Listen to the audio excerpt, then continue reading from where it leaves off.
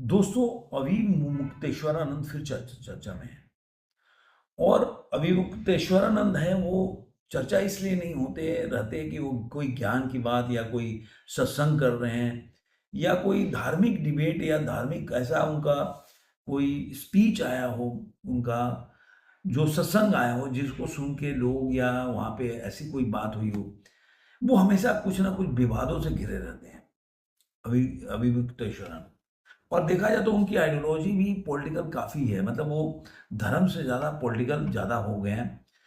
और इसके बारे में बताऊंगा कि वो क्यों चर्चा में है। लेकिन सबसे पहले मैं बता दूं कि क्यों ऐसा हो रहा है।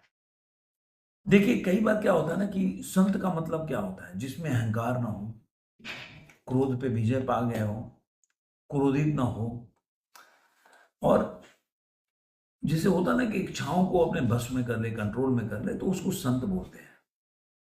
जिसे बैरागी किसको बोलते हैं, जिसमें कोई राग ना हो। मान लीजिए कि आप किसी चीज के साथ रह रहे हो, आपके पास गाड़ी हो, घोड़ा, मतलब सब चीज हो, दुनिया की सारी फैसिलिटी, लेकिन उससे आपको आसक्ति ना हो, राग ना हो उसमें, आप कभी भी छोड़ के चले जाते। कई बार देखा होगा कोई राजा है, आपने कहानी बचपन में सुनी कि वो छोड़ छाड़ के चली गए, और जैसे राजा हरिश्चंद्र का नाम सुना होगा। तो इस तरह की काफी कहानी, तो वो क्या ना, वो रह तो रहे हैं, अच्छे लाइफ जी रहे हैं, लेकिन उस लाइफ से उनका कोई राग नहीं है, कोई आसक्ति नहीं है। तो वो रागी संत वो जो होते हैं, तो मैंने बताया। अब जिस पीठ से आते हैं, उस पीठ पे स्वरूपानंद जी महाराज जो थे, वो पहले शंकराचार्य थे। बाद में एक क्लेम की अलग हिस्ट्री है, मैं बताऊंगा आपको। और ये क्यों ये करते हैं ये भी बताऊंगा। सबसे पहली बात है कि जो इनकी 2020 अब 22 के बाद की बात है, जो गोवर्धन पीठ के शंकराचार्य है, एक संप्रदाय की पट्टा उनको जो होता है, संस्कार होता है, जैसे राजा लोग का राज्याभिषेक होता है तो उसका संस्कार होता है, वैसे ही जो शंकराचार्य होते हैं उनको पट्टा पहनाया जाता है, उसके हिसाब से होते हैं। तो गोवर्धन पीठ के जो शंकराचार्य है वो लोग एक्सेप्ट करते हैं बाकी शंकराचार्य। तो उन्होंने इस पे सुप्रीम कोर्ट में केस किया कि भाई ये स्वरूपानंद जी महाराज जो थे, उनके ये मतलब उनके बाद के ये शंकराचार्य नहीं है, तो इसलिए पट्टा नहीं पहनाया जाता। उन्होंने काफी उस पर बताया, और उनके पट्टे पर सुप्रीम कोर्ट ने बाद में 2022 में रोक लगाई।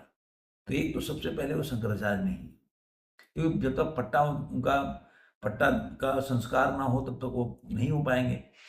अब सवाल ये उठता है कि इनके साथ ऐसा क्यों होता है, इनमें अहंकार इतना है। आज जो देखे होंगे, जितने भी डिबेट होंगे, उसमें कांग्रेसी से लेकर और वो भी समाजवादी पार्टी के लोग, वो आजकल मतलब एक सनातनी हिंदू हो गए हैं, और इनको सनातन के पुरोधा बताकर और बोले इनके साथ अपमान हुआ है, जो कि सनातन का अपमान है। आप सोचिए कि मैं हमेशा बोलता हूँ, ऐसे समाजवादी पार्टी के मुंह से ऐसी बातें सुनना आपको किस तरह से लगेगा, आप सोच सकते हैं। क्योंकि आपको पता होगा कि यही 2020 की बात होगी, जब ये एक और प्रदर्शन कर रहे थे बनारस में, उस समय इनके ऊपर लाठीचार्ज भी हुआ था। आपको वीडियो क्या सोशल मीडिया पे जाएंगे मिल जाएगा। अब सवाल ये उठता है कि आप जानते हो उत्तर प्रदेश में माघ मेला इस साल, हर साल जो जनवरी के महीने में माघ मेला होता है, जैसे आप मिनी कुंभ बोल सकते हैं कि मतलब कुंभ तो नहीं होता है, लेकिन कुंभ के बाद तो और पहले भी भीड़ होता था। मैं तो प्रयाग से ही रहा हूँ, माघ मेला बगल में ही रहता था, हम लोग जाते थे वहां पे। लेकिन जो महाकुंभ हुआ उसके बाद से थोड़ा सा और लोग आने लगे, और उसके बाद देखिए कि लोगों का अट्रैक्शन थोड़ा बढ़ जाता ना। अब ज़्यादा लोग को माघ मेला थी, जो महाकुंभ के बाद एक अट्रैक्शन सा हो गया प्रयाग में, तो वो जाने लगे, भीड़ हो गया। अब ये जब जा रहे थे अपने रथ पे बैठ के, तो पुलिस ने बोला कि भाई इतनी ज़्यादा भीड़ हो गई है तो आपको उतर के जाना पड़ेगा। तो ये बोले कि नहीं, मैं तो रथ पे जाऊंगा। अब रथ पे गए ये, तो वहां पे पुलिस ने इनको जाने से मना कर दिया। अब वहां पे ये अनशन पे बैठ गए और बोले कि हमारे साथ इनके जो भी, अब हर संक्रांत जिनके पीछे कोई ऐसे लोग होते हैं तो इनके अनुयायी भी होते हैं, वहां पे पुलिस के साथ झड़प हो गई। झड़प हो गई तो अब ये बवाल हो गया, क्योंकि ये इनका आदत है बवाल करना। आपने देखा होगा राम मंदिर के टाइम में, जब राम मंदिर का जब वो हो रहा था, ये जब मोदी जी ने इसका शिलान्यास किया था, या उसके बाद इसकी पूजा हुआ, तो उस समय इन्होंने काफ़ी विरोध किया था कि भाई मोदी जी के हाथ से नहीं होना चाहिए, ओबीसी का है, वो ब्राह्मण के हाथ से होना चाहिए, तो बहुत उन्होंने इसके ऊपर इस तरह का वो लगाया। तो ये हमेशा से, अब आपने देखा होगा कि अखिलेश यादव के पास चले गए, अखिलेश यादव कभी कभी ये ना डर की ना है। तो महाकुंभ में भी इन्होंने किस तरह से योगी आदित्यनाथ की बुराइयां की, कि उनके बारे में तरह तरह की बातें बोली कि किस तरह से लोग मर गए, छुपा रहे हैं, पॉलिटिकल पूरा एजेंडा चलाते हैं। इनको क्या ना कि जो इनको सूट करता है, जो इनके, अगर आप देखेंगे इनको, अगर फॉलो करते हैं इनको, ज़्यादा इनकी न्यूज़ को पढ़ेंगे, तो ये किसी के नहीं है। आज अखिलेश के हैं, कल किसी के भी हो जाएंगे। कल कभी कभी ये इस्लाम के बहुत बड़ा समर्थक हो जाते हैं, कभी इस्लाम के विरोध भी करने लगते हैं। इनका स्टेटमेंट जो होता है टेम्पोररी होता है और अपने फायदे के लिए होता है, जो कि संत के लिए सबसे बड़ा चीज़ है। वो एक तो एक क्रोधित हो जाते हैं 2 मिनट के अंदर, उल्टा सीधा इनका बयान भी बहुत ही अपमानजनक शब्दों का प्रयोग करते हैं, अपशब्द प्रयोग करते हैं। और दूसरा क्या करते हैं कि जब भी ऐसी बातें बोलते हैं ना, तो टेम्पोररी बोलते हैं। इनको जहाँ पे लगता है कि इससे मुझे लाभ हो सकता है, हमें, मैं इनको अट्रैक्शन में रहना है, सेंटर ऑफ अट्रैक्शन। मतलब हमेशा इनके बारे में चर्चा होती रहे, एकदम 4 न्यूज़ में बने रहें, क्योंकि न्यूज़ के ये बाबा हैं, न्यूज़ में बने रहें शंकराचार्य। इसलिए ये सब चीज़ें वो करते हैं, जब ऐसे ऊट-पटांग बात बोलें जिससे टीवी पे डिबेट हो, कुछ इस पे बातचीत चलने लगे, पूरे देश में इस पे डिस्कशन चलने लगे, ये ऐसा बात जानबूझ के करते हैं। किस ऐसे स्वरूपानी जो जो इनके पहले थे, वो शंकराचार्य, वो भी ऐसे ही थे।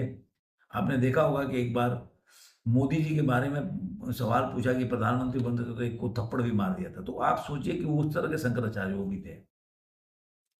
और जिंदगी भर वो कांग्रेस की, मतलब कांग्रेस के साथ खड़े रहे, जबकि कोई भी शंकराचार्य होता है, आप सनातन धर्म के साथ खड़ा होइए।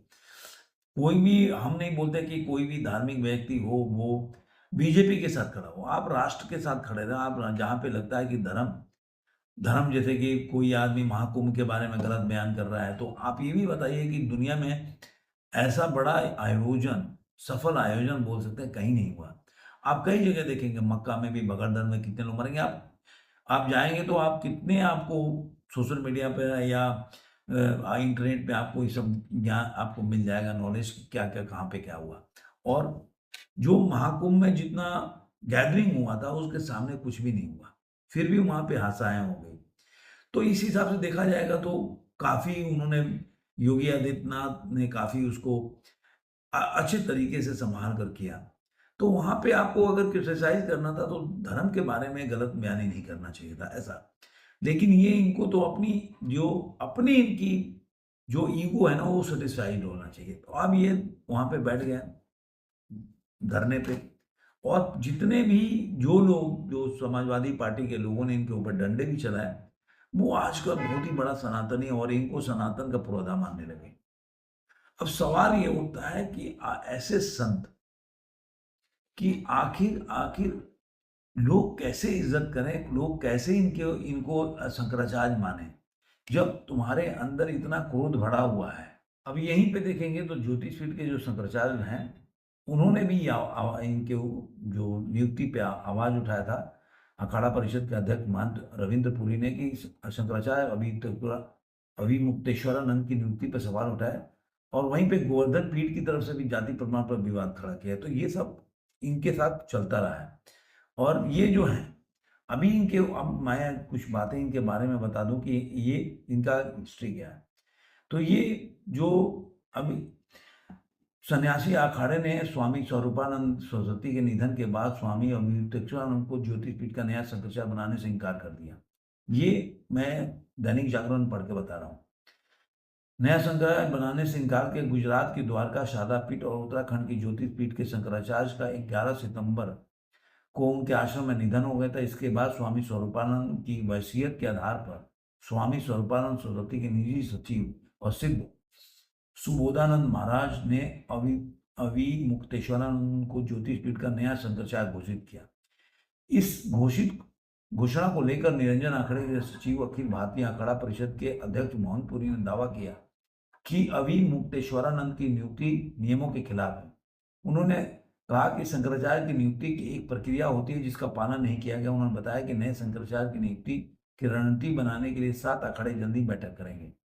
तो ये उस समय की बात है, ये 15 अगस्त 1969 में जन्म हुआ था और कक्षा 5 तक की पढ़ाई की थी और ये आगे पढ़ाई के लिए बाहर भेज दिया था। वो गुजरात गए, वहाँ काशी के संत रामचंद्र से मिले और इस तरह से उनके जीवन जो है 5 साल के गुजरात में रहकर पढ़ाई करने के बाद उमाशंकर इनका नाम था, काशी पहुंचे। काशी में उनकी मुलाकात स्वामी स्वरूपानंद सरस्वती से हुई। उसके बाद वो संपूर्ण नंद संस्कृत विद्यालय में पढ़ाई की। 2000 में उन्होंने स्वामी स्वरूपानंद सरस्वती से दीक्षा ली और शिष्य बन गए।